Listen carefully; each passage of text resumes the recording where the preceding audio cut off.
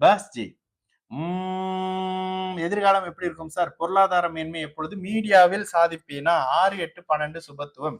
மீடியால சாதிக்கணும் அப்படின்னாக்கா சுக்கிரனுங்க. இன்னொன்னு, மீடியால இருந்தீங்கன்னா புகழ் வருங்க. இந்த புகழ் 3ஆம் பாவக சுபத்துவ வழியா தான் வரும். 3ஆம் பாவகாதிபதி அமைப்புகள்ல வரும். சரி, ஜே பாஸ்கர் 5th செகண்ட் 1985 கரெக்டா?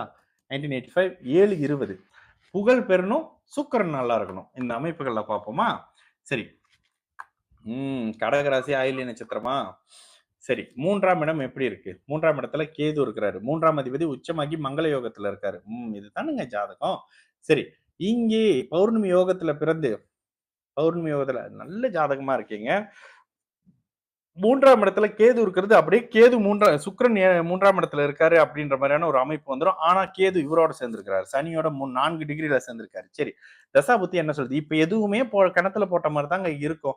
தசாபுத்தி அமைப்புகள்ல சூரிய தசை இங்க இடமாற்றத்தோட 6, 8, 12 சுபத்துவமான்னு கேக்குறீங்க.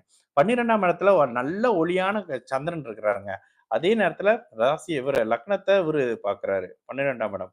8ஆம் இடத்துல 6, 8, 12 உங்களுக்கு சுபத்துவம் தான். ஆனா 8ஆம் இடத்துல மங்கள யோகத்தோட செவ்வாயோட அமைப்புகள் இருக்கிறது. நிரந்தரமா வெளிநாடு அமைப்புகள் இல்லாம திரும்ப கொண்டுட்டு வர்ற அமைப்பு. சரி, இந்த அமைப்புகள்ல இப்ப நடக்கிறது உங்களுக்கு சூரிய திசை. சூரியன் இருக்கிறது சர வீட்டுல. சூரியன் முடிஞ்சு சந்திரன் முடிஞ்சு செவ்வாய் முடிஞ்சு ராகு முடிஞ்சு குரு. திரும்ப வர்ற ஐடியாவே இல்லையா? அப்ப நீங்க எந்த நாட்டுல தான் இருக்கிறீங்க?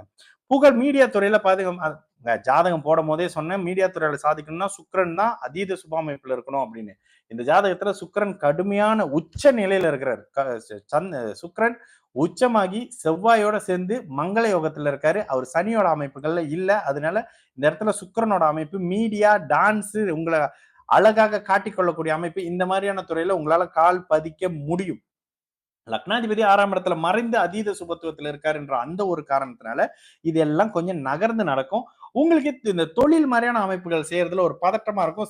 லாஸ்ட் மினிட்ல ஏதாவது ஒண்ணு சொதப்பி விடுற மாதிரியான சில அமைப்புகள்லாம் இதுக்கு பிறகு இதுக்கு முன்னதாக இருந்திருக்கும். ஓகேங்களா? சந்திர திசையில கண்டிப்பா இடமாற்றம் நடக்குங்க. ஆனா சொந்தமா தொழில் ஸ்டார்ட் பண்ணாதீங்க. என்னதான் இருந்தாலும் சந்திரன் விரையாதிபதி. ஓகேங்களா?